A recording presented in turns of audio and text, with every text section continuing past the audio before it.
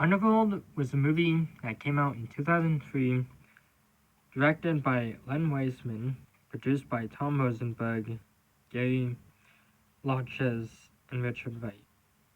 The screenplay being provided by Danny McBride.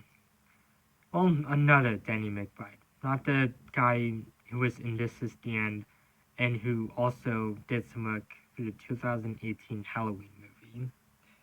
The story was by Len Wiseman, Kevin Griviax, and Danny McBride.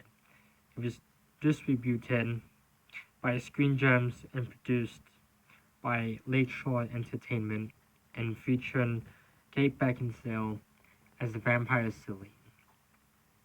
The movie also had a soundtrack released in the same year, and that's what I'm here to review. I am here to review the 2003 soundtrack for. I'm here to review the soundtrack for this movie. This movie has quite a few recognizable artists working for it, mainly Amy Lee and Maynard James Keenan of the band Tool, Percifer, and A Perfect Circle, as well as a song from David Bowie. The first song we have is Awakening by The Damning Well. This one kind of reminds me of a few songs. For me, I feel like the song is about hating being immortal. Because when we think about vampires, that's probably the first thing we think about. And I think it adds quite a lot more to the song that makes it a lot more enjoyable. As the first song on the soundtrack, it leaves a remarkable impression, and I feel that this one is a 5 in my opinion. Next up, we have Rev 20 to 20 by the band Percifer. This one gives me a Marilyn Manson vibe. I don't really have anything else to say about the song, but it was another wonderful track off the soundtrack. Next up, we have Throwing Punches by Page Hamilton. Page Hamilton is best known for his work with Helmet. Throwing Punches gives me a Korn vibe. I kind of feel that quite a few of the Korn songs from the first album and the fifth album, Untouchables, kind of sounded like this song, which to me makes it a bit more interesting. Next up, we have Rocket Collecting by Mila Jovovich and Danny Lohner. The song took me by surprise when I first heard it, for a few reasons. First of all, I did not know Mila Jovovich was a songwriter, so that was interesting to find out. And for those who don't know, she was the one who played Alice in the Resident Evil movies. She also had a role in the 2019 Hellboy film and has a role in the upcoming Monster Hunter film. This song was another standout on the album, and to me, it's probably the best one on the album. And of course, there's quite a few other better songs on the album too, such as the next one, and that is Now I Know. Now I Know is a song by Ren Holder and Amy Lee. Of course, Amy Lee is best known for her band Evanescence, which had just released an album the same year this movie came out, titled Fallen, and is another band that has some really great music. This one was a standout track as well, as the song kind of reminds me of Overburdened, a song written by Disturbed that first appeared on their 2004 album 10,000 Fists. When I came to this realization, it made me like the song even more.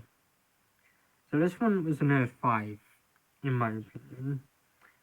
Next up, we have Bring Me the Disco King, the Danny Lana mix.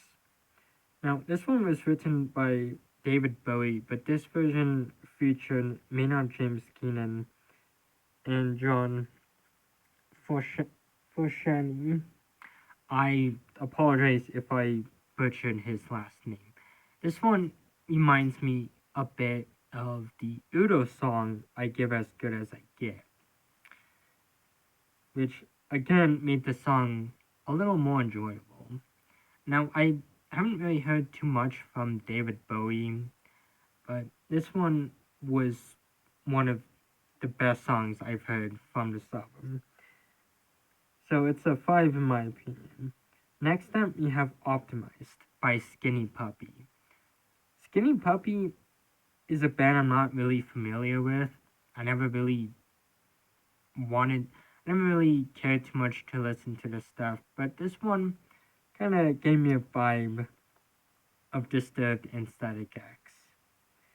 This one reminds me of the Disturbed song Divine, which made its appearance on their 2008 album Indestructible, and also reminds me quite a lot of Static X, mainly the song Push It and All in Way, and a couple of the other songs. This one was a really enjoyable song, but it didn't really stand out as much as the others, so I'm giving it a 4. Next up, you actually have the worst song on the album, and that is Down in the Lab. Down in the Lab was another song by Holder that featured Amy Lee. Now, the only great thing I can say about this one is that it gave me a Misfits vibe, but other than that, the song was just kind of forgettable, and I couldn't even make it through the rest of the song, as I just kind of found it boring. Next up, we have Judith, the Van Holder mix, and this was a song written by A Perfect Circle. A Perfect Circle was Maynard's other band other than Persephone, and I will say I'm not really too familiar with his music or his bands. I've heard a few songs from Tool, but they've never really been a favorite band of mine. But this one took me by surprise. It was a really good song and kind of makes me want to go out and find the other stuff. Now, I've listened to a few of the songs before, as A Perfect Circle had a song called Outsider that made an appearance on Resident Evil's Afterlife soundtrack, and Persephone had another song for the Underworld Evolution soundtrack.